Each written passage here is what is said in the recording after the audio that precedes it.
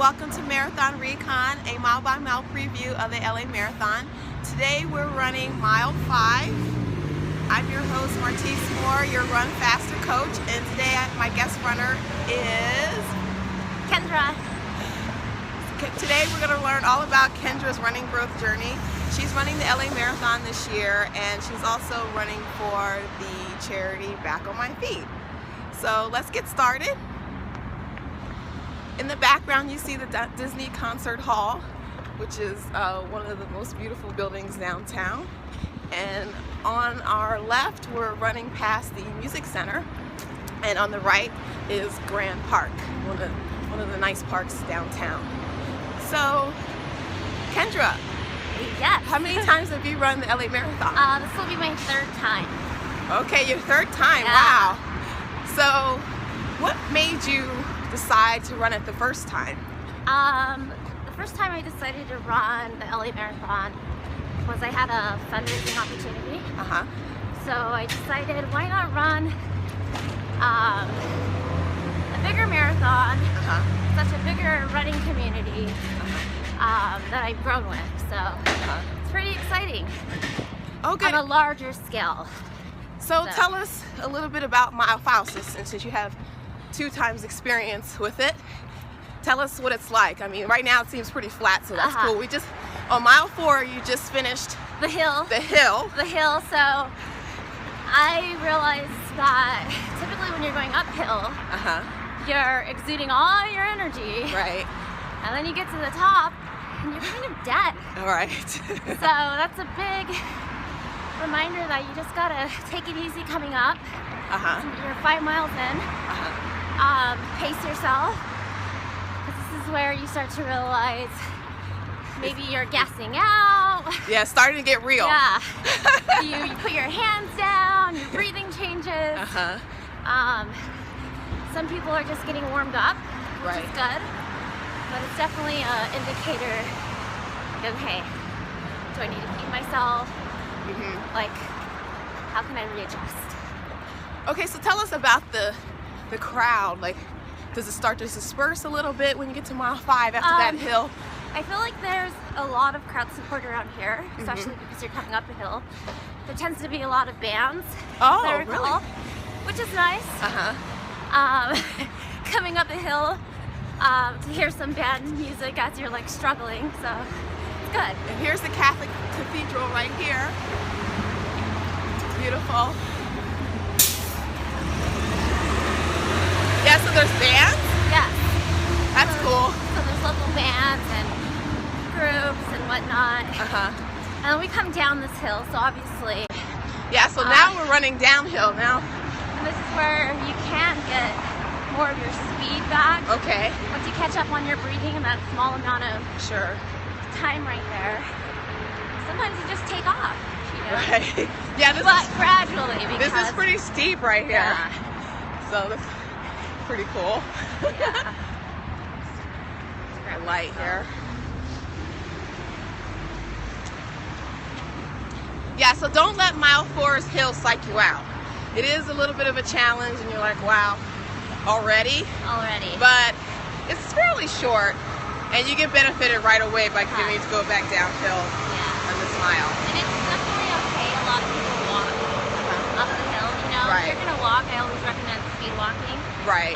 There's no worse feeling than feeling like, ugh, I can't do this. But it's just mile 5. It's not the end of the world. Right. You still have 20 more to go with patience. So yeah. It's and there's definitely no shame in walking. Oh, there's no shame at all. Yeah. So sometimes it's the smarter way to go, just so your body can recover a little bit. Especially if you feel like some people tend to cramp up, maybe going up or downhill, give it their knees or their shins. So it's a good indicator to recognize it early on than to be 18 miles in and you're struggling the last 2 miles of the race. Right. See, this is fun. Yeah, it's you put your really hands easy. down and you're this is where I feel like I tell people, like, it's just, you feel so free when you're running down a hill. It's definitely free feeling. Right. And also, you want to make sure you're protecting your knees. So make sure you're not stomping down the hill, even though you're going to pick up some speed. But make sure you're still running light and not stomping, because at all costs you want to protect your knees so you can run forever. Forever. So we're at another light. Okay, so now at this point we're heading outside of downtown. So if anyone has any questions, please let us know, because Kendra is very well versed on this course. And downtown. And downtown. And downtown. So Always be aware of your surroundings when running in downtown. Yeah, that's a good call. If you're on your training the next couple weeks and you want to get, follow these short routes, always be aware.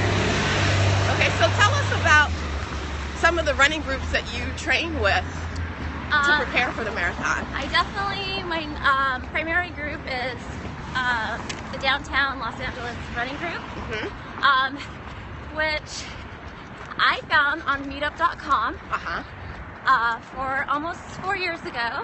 Right. So it's been nice. I personally got to see downtown grow from being like 5 to 10 people. Now we have like 30 to like 40 people that show up. Yeah, regularly, right? Regularly. So it's definitely been a great community experience. It's definitely one of the largest running groups in Los Angeles. It is pretty large. We meet at a decent time after work, but it's been wonderful. And it's free. And it's free. And I can personally attest to how nice the people are there. Yeah. Everybody's so welcoming, even when there's so many different cases, and you really are able to have growth. Right. Whether you're starting off as a snail pace runner or you're extremely fast. Right. It's really, there's a lot of patience with being able to run with people.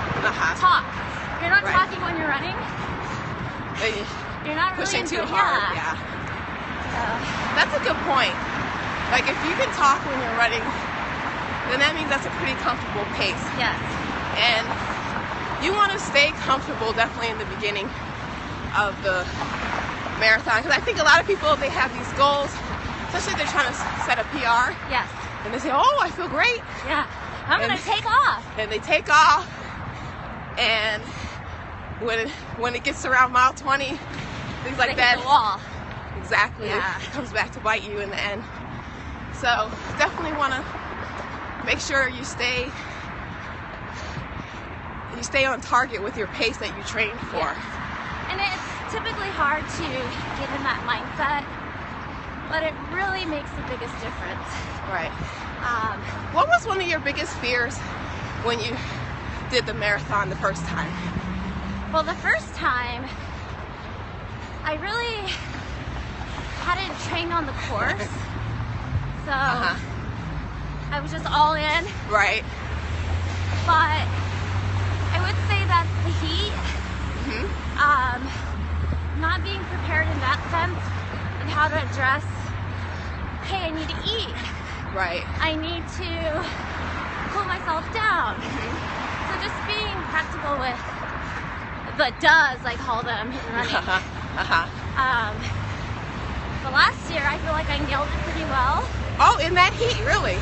I had. Last year was very, very hot. Last year, I'd say I nailed it because I really listened. Well, and can you give us specific examples on how you prepared? So last year I ran with team. Now we're running uphill. Now we're running uphill. We're out of downtown. And we're talking. And we're talking. And this is one of my fellow downtown runners. Say hi! So he joined our group, and he's fairly new, and he's nice too. Right.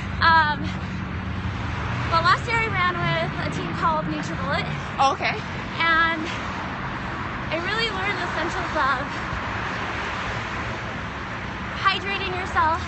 Right. Making sure you get sleep. You can't go out the night before and expect like 5 hours of sleep and not be prepared. Salt. Knowing when to eat a banana. Really just patiently believing in your training too.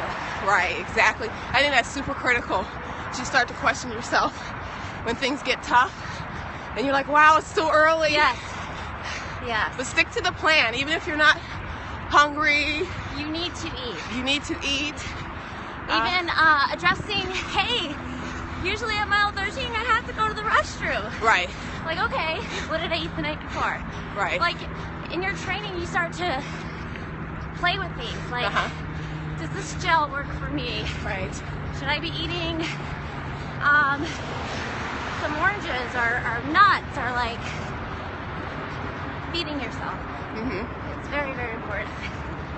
Okay, well, we want to support you and the charity Back on My Feet. We learned a lot about it on miles 1 and 2. Yes. It's definitely an awesome organization.